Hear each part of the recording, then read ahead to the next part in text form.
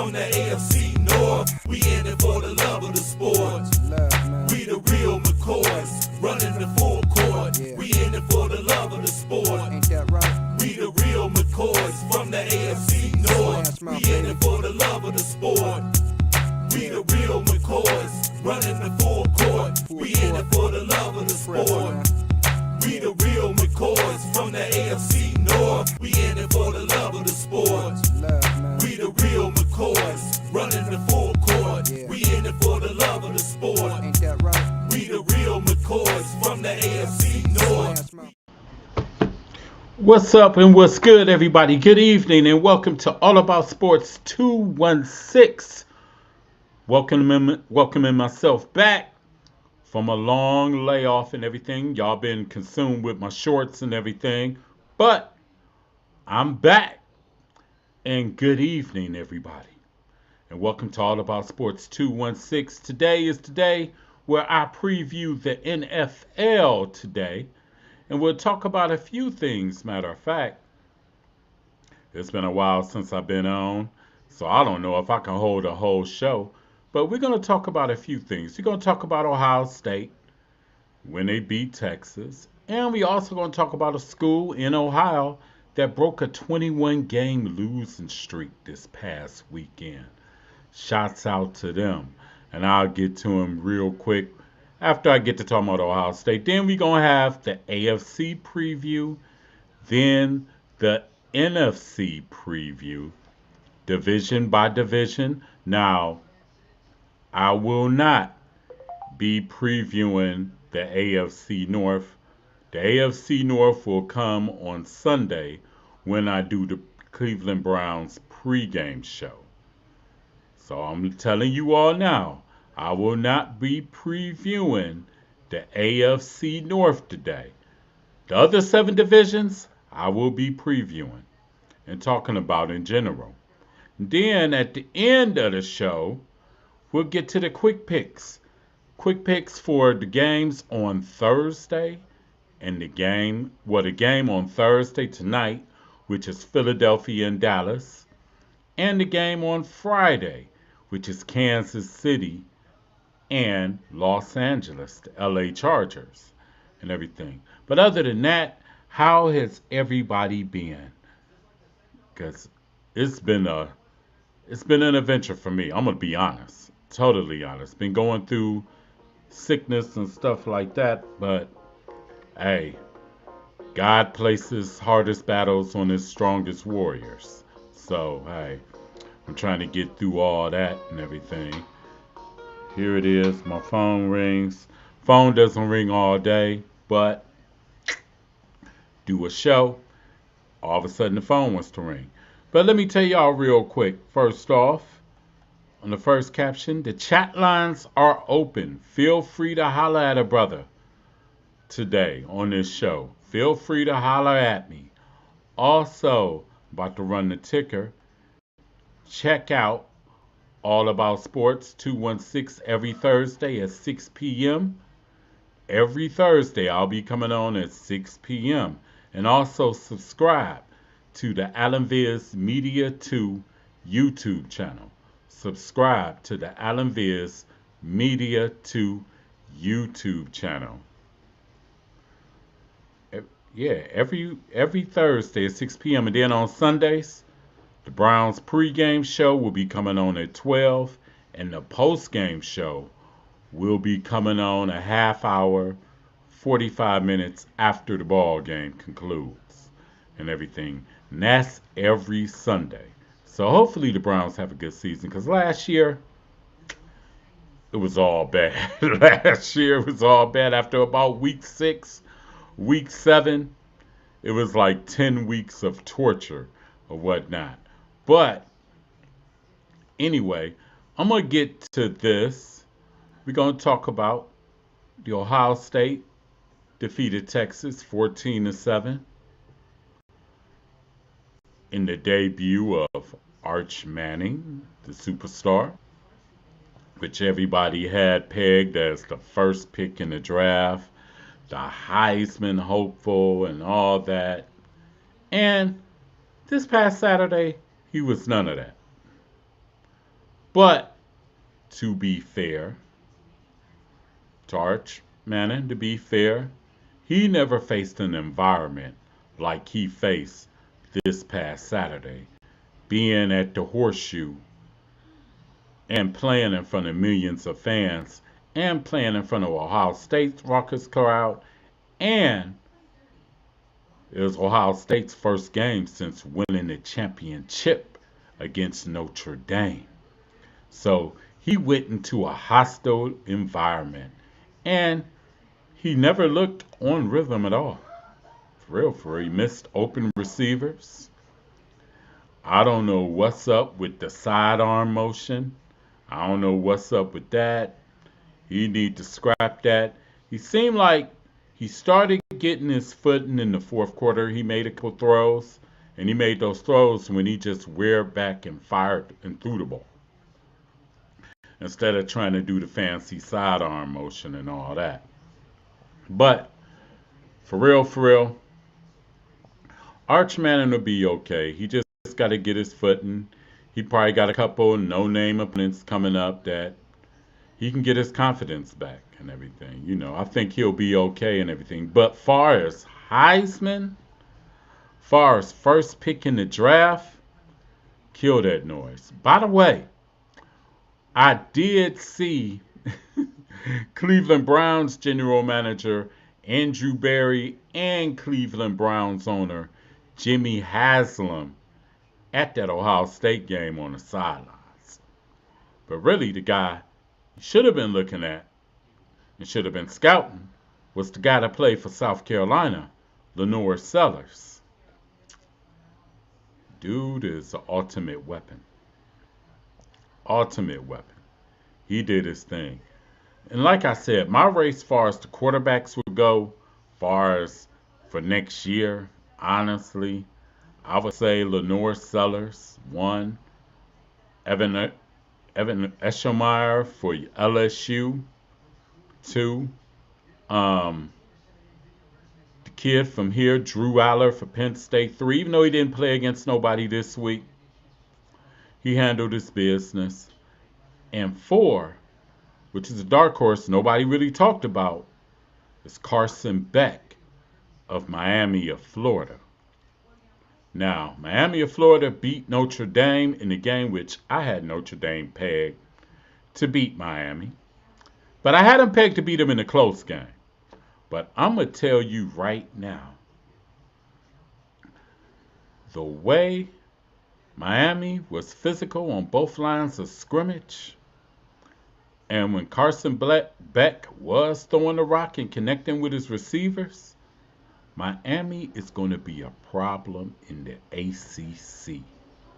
Book it. They're going to be a problem in the ACC. And plus, college football is better when the U is relevant. Only thing I didn't like with the Miami Notre Dame game is Miami got ultra conservative on offense when they went up 21-7, and Notre Dame came right back and tied the game at 24.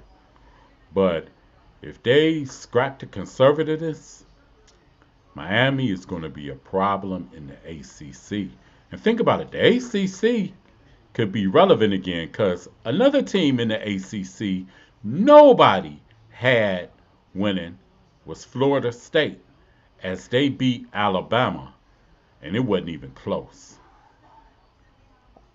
It wasn't even close. Florida State looked like a whole different team from the body language of last year to this year. It's like complete opposite. And they too can be a problem in the ACC as well. And think about it. Everybody had it as Clemson's conference to win.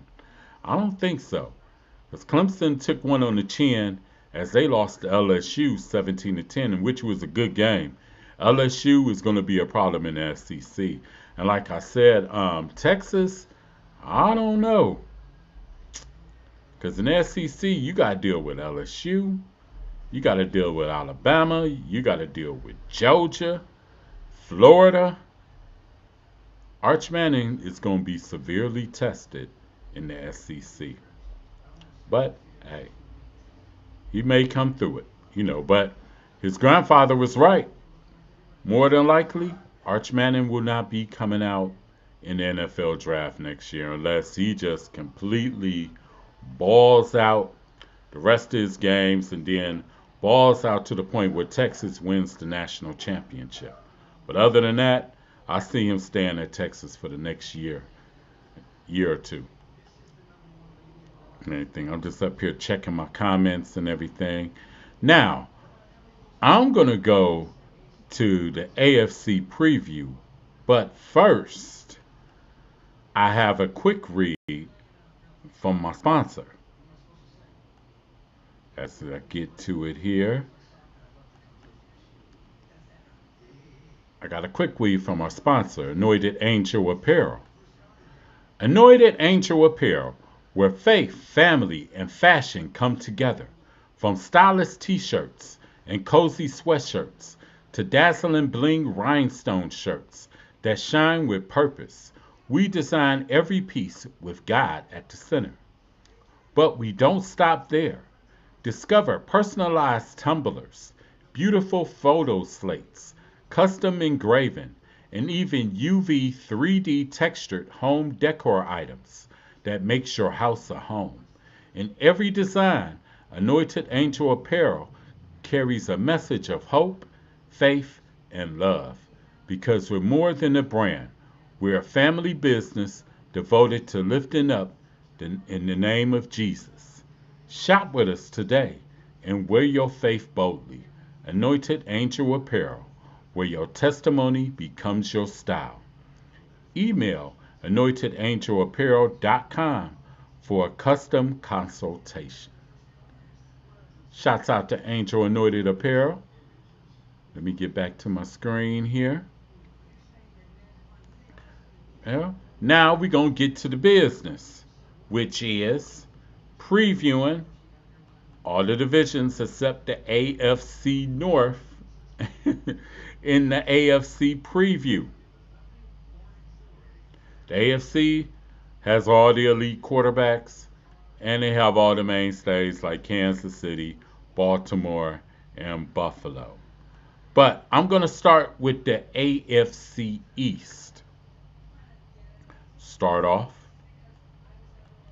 And in the AFC East, which I got the division winners, I have predicted Stadium. I have the AFC East with Buffalo, with Josh Allen and company, repeating again as the champion of the AFC East. 2, I have the New England Patriots. I think they will make strides. I think they're about a 9-8 team. 9-8, 8-9 team, 9-18, but they'll make strides, especially under coach Mike Vrabel. Number 3 in the division, I have the Miami Dolphins. I don't know what to say or make up with this team. We shall see, because I think this might be Mike McDaniel's last year as coach of Miami, and you don't know if they're going to get rid of Tyreek Hill or not. Tua is consistent when he plays. Miami is usually pretty decent. When he doesn't play, they beat to the curb. And 4, I have the New York Jets rounding out the rear in the AFC East. But the culture is changing, and this team can be pretty interesting. I think they can go 7-10 or 8-9 with Justin Fields, new head coach Aaron Glenn, and the Jets defense is already set and decent as it is. And with Garrett Wilson, we'll see what the Jets can do this year. Also, telling y'all, sleeper pick in Fantasy League, Justin Fields. I had him a couple years ago when he was with Chicago, and he racked up uber points for me. And that is the AFC East. So go ahead. Now I'm going to move right along. And we're not going to go there. We're going to take that down. That's for Sunday. We're going to go to the AFC South, where I have the Houston Texans winning the AFC South. They got a killer defense led by Will Anderson, C.J. Stroud. Will probably get to try to get over his sophomore slump last year. I think he'll be a-okay. Now the question with the Houston Texans is the offensive line. Can they protect C.J. Stroud? Um, Nick Chubb will be the starting running back for the first 4 weeks, and we'll see if Nick Chubb can come out blazing. Second year from the surgery, we'll see what happens. Number two, in second place, I have the Jacksonville Jaguars. Now, is Trevor Lawrence a franchise quarterback? We shall see this year. With additions of Travis Hunter, the Jacksonville defense is already pretty decent. All we need now to see is, can Trevor Lawrence be that franchise quarterback that everybody has proclaimed him years ago? Number three, I have the Tennessee Titans. Rookie quarterback, number one draft pick, Cam Ward. It's going to be rough sledding at first for the Titans, I think, but I think they will gradually improve in the second half of the season. But I got them finishing in third. And rounding out the rear in the AFC South is the Indianapolis Colts. They're in a conundrum because Anthony Richardson is no longer the starting quarterback. Daniel Jones, who the Indianapolis Colts signed in free agency, is the starter.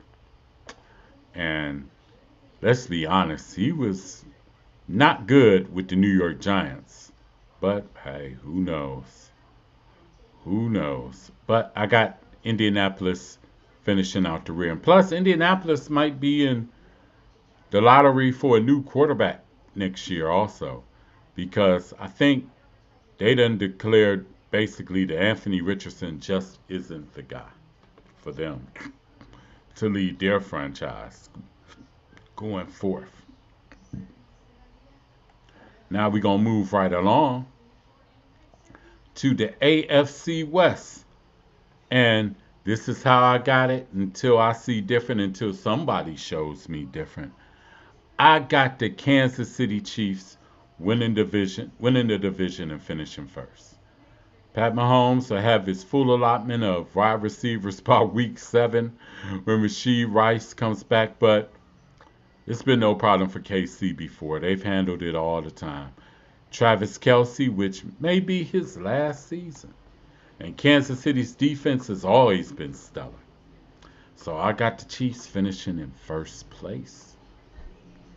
Now the key is, can the new left tackle protect Patrick Mahomes? If he can protect his blind side, expect big things out the Kansas City Chiefs this year. 2, I have the LA Chargers. Jim Harbaugh coach teams usually fare way better in the second year.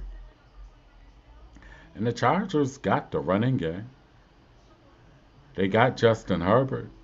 Their defense is pretty stout and stellar. All they have to do is get Justin Herbert to be that guy in the playoffs and get them past the first round. But I got the LA Chargers finishing in second. The AFC West, by the way, is one of the toughest divisions in football. Because 3, and I think they may get 3 teams into the playoffs this year, is the Denver Broncos.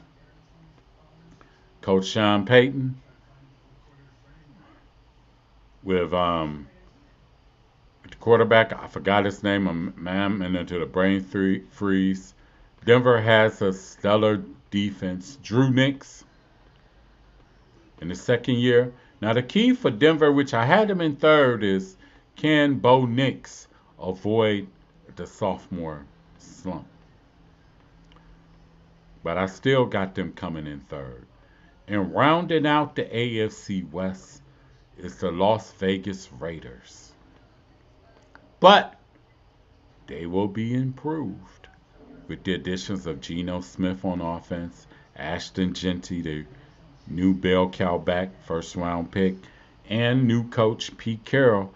And Pete Carroll's teams always relied on a strong running game and a strong defense. The Raiders will be much improved. I just don't think they can make any headroom in the AFC West.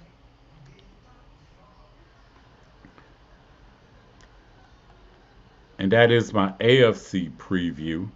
Now, about to move along to the NFC.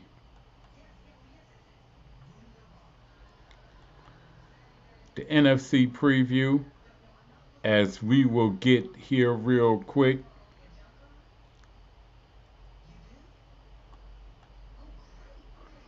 With the NFC West. NFC West, I got a surprise for you. I got Seattle pulling the division out.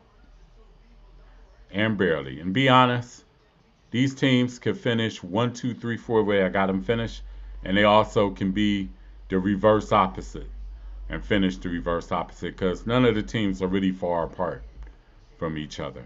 I got Seattle winning the division, and I got Sam Darnold proving that last year with Minnesota isn't a fluke.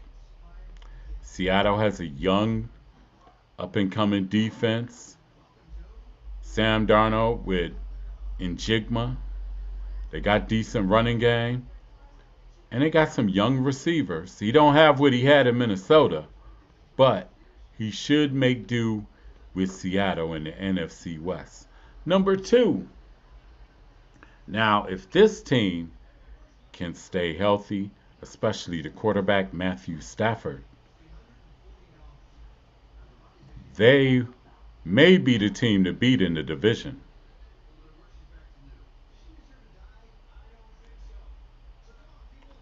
They may be the team to defeat to beat in the division, but I got them finishing in second, primarily because I don't really know the health week to week of Matthew Stafford. Their defense is tough, and they gave Philadelphia all they wanted last year in the NFC playoffs. Number 3, I got San Francisco.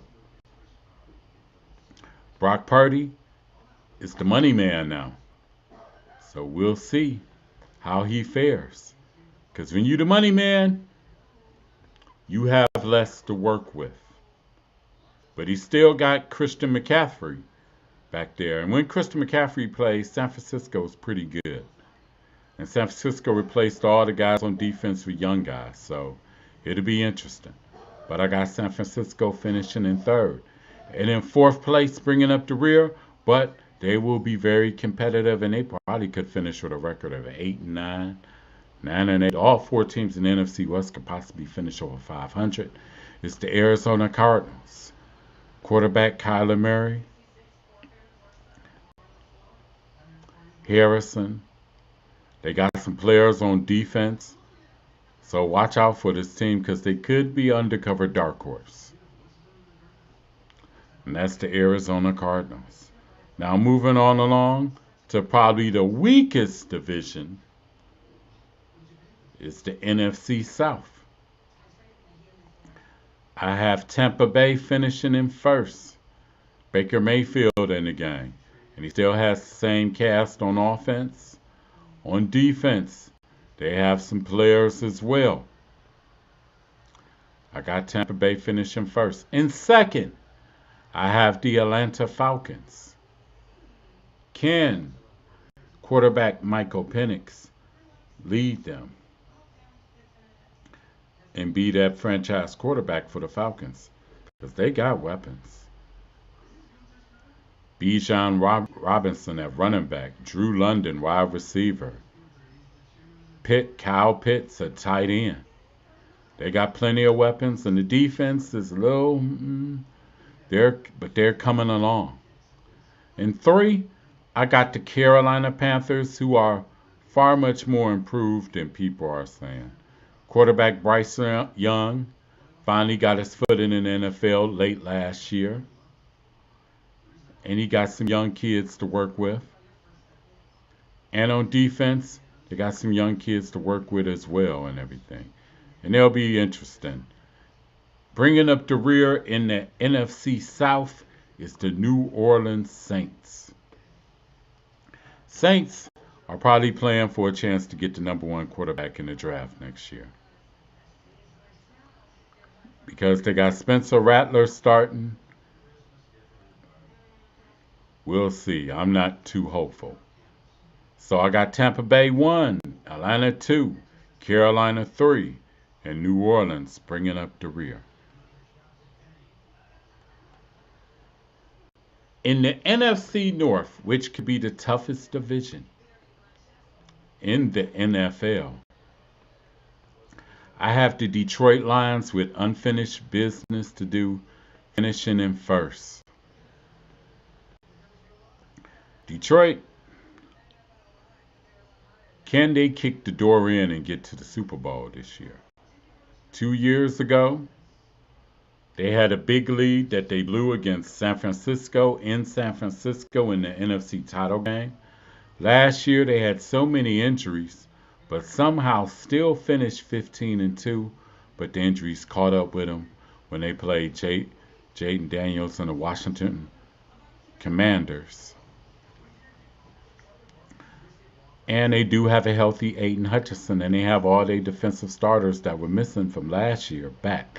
Now the concern is they do have two new coordinators that they brought up in-house. So we'll see how that works out. But I got Detroit finishing in first. I think they'll probably go like 13-4, 12-5. Second, fresh off the Micah Parsons acquisition, is the Green Bay Packers. Now, can the Micah Parsons acquisition do wonders for Green Bay like it did years ago when they acquired another defensive stalwart and Hall of Famer, and rest in peace, Reggie White? If so, watch out for the Pack because they're back. Now, can Jordan Love be that guy to lead them on offense? And can Miles Golden be that number one wide receiver that they drafted in the first round this year? Remains to be seen. But I got Green Bay finishing second. And in third, despite all the skepticism, I got the Chicago Bears. And I actually think this team will finish 9-8. You got to build in baby steps. But I think Caleb Williams will have a fantastic year, despite all the noise you've been hearing about him in preseason and in camp. I think Chicago will be a 9-8 team, and they'll be vastly improved. Vastly improved. First year coach Ben Johnson leading the offense. Chicago should be vastly improved. And bringing up the rear, because I don't really know what J.J. McCarthy is going to do, is the Minnesota Vikings. J.J. McCarthy is a big question mark. Also, their wide receiver Addison is under suspension for the first 3 weeks of the season. Now their defense is thorough with Brian Flores as the defensive coordinator. They got some studs on defense. But can the offense do enough for the defense? Which remains to be seen. And now we're going to head to the NFC East, where I have the Philadelphia Eagles finishing in first. Philadelphia look like they're on a mission. Now, they did lose a lot on defense, but they still got Jalen Carter and company on defense. Philadelphia with Jalen Hurts, A.J. Brown, Smith, and Saquon Barkley, and the best offensive line in the NFL, that's a formidable team to deal with. And on top of that, the tush push, which nobody can stop, especially when it's Philadelphia running it. But I have Philly finishing in first. In second, I have the Washington Commanders. Now, with this pick here, you got to be careful because of the sophomore slump. Will Jalen Daniels have a sophomore slump? Will he regress this year? Because now there's tape on him. And now Washington can't sneak under the radar. They won't be sneaking up on teams this year. And their defense, well, enough to be said. They're going to probably outscore a lot of teams this year. Finishing in third, and truthfully, could be in a battle for second, is the Dallas Cowboys. Even though I don't know why they traded Micah Parsons and all that. But if they have a healthy Dak Prescott and he plays well with the additions of George Pickens, even though they don't really have a strong running game, Dallas could make things interesting in the NFC East. I don't see them winning the NFC East, but they could win 10 games in the NFC East easily, or they could bottom out and win 5. And bringing up the rear is the New York Giants. If the New York Giants get stellar quarterback play from who that may be, Russell Wilson, or first round pick Jackson Dart, or Jameis Winston, watch out because the defense is tough, especially that front line. Whew. That front four on the Giants defense ain't like Wu-Tang, ain't nothing to mess with. But offense is the problem. Can they get stellar quarterback play? They got a stud in Malik Neighbors.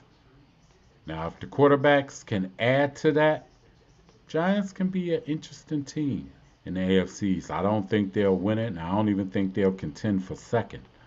But they could be interesting. A good watch this year. So, that's my NFL preview. Whoa, wait a minute. That's my NFL preview. Like I said, I'll be previewing the AFC North. I'll be previewing the AFC North on Sunday when All About Sports Cleveland Browns preview show comes about on Sunday at 12 p.m. Now, moving right along, we're going to get into some quick picks. Some quick picks, predictions of the game for tonight and the game for tomorrow. Let me see. Let me go here. Let me see. I know I got it here somewhere. There we go. Tonight, Philadelphia and Dallas.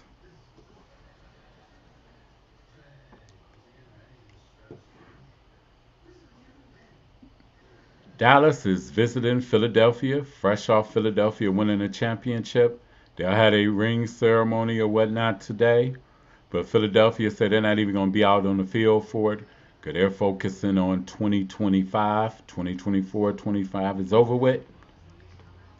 But let me give you my take on this game.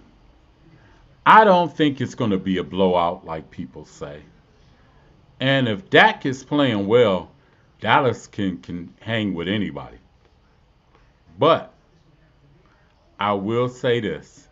I still have Philadelphia winning in an offensive shootout, 35-31.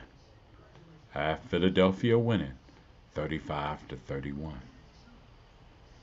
For the game tomorrow, I have Kansas City going up against the LA Chargers. This should be an interesting game. The game's being played in Brazil, by the way. Kansas City, LA Chargers. The teams under Jim Harbaugh usually excel in the second year. And I'm going to go off the grid and say the Chargers will beat KC tomorrow. They will beat KC. It will be kind of the defensive struggle, but I got the Chargers beating KC, and it's going to be close, 23-21.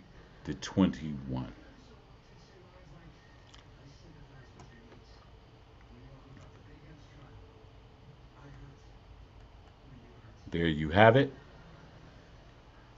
It's crazy as you look at things as they are. I gotta trying to get some things together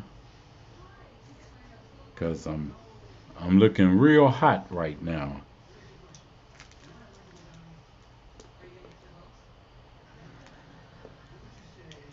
Okay, now I'm back to normal. Looking real hot right now. But hey, that's all about sports 216.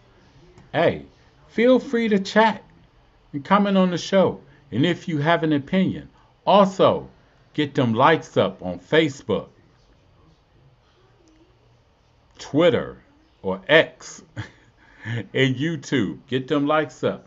And also feel free to subscribe to the AllAboutSports Media 2. Wait a minute, there we go.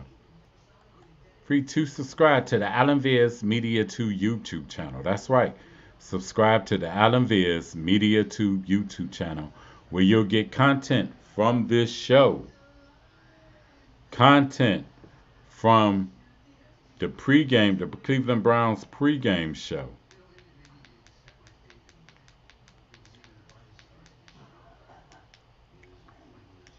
Oh, that's not good at all. Feel free to subscribe to the AllAboutSports Media 2 YouTube channel. And also I'll be coming on every Thursday at 6 p.m. Not to take too much of your time, anywhere from 45 minutes to an hour, or close to 45 minutes and everything. 'Cause I got through everything pretty quick. But please, check this show out. Get them likes up. Everybody have a good evening and a good weekend. I will see you all on Sunday with the Cleveland Browns pregame at 12 o'clock. And y'all all have a great day. Peace. We in it for the love of the sport. We the real McCoys, running the full court. We in it for the love of the sport.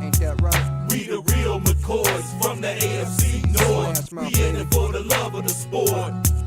We the real McCoys, running the full court. We in it for the love of the sport.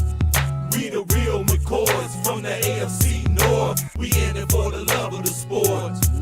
We the real McCoys, running the full court. We in it for the love of the sport. We the real McCoys from the AFC North. We in it for the love of the sport. We the real McCoys, running the full court. We in it for the love of the sport. We the real McCoys from the AFC North. We in it for the love of the sport. We the real McCoys, running the full court. We in it for the love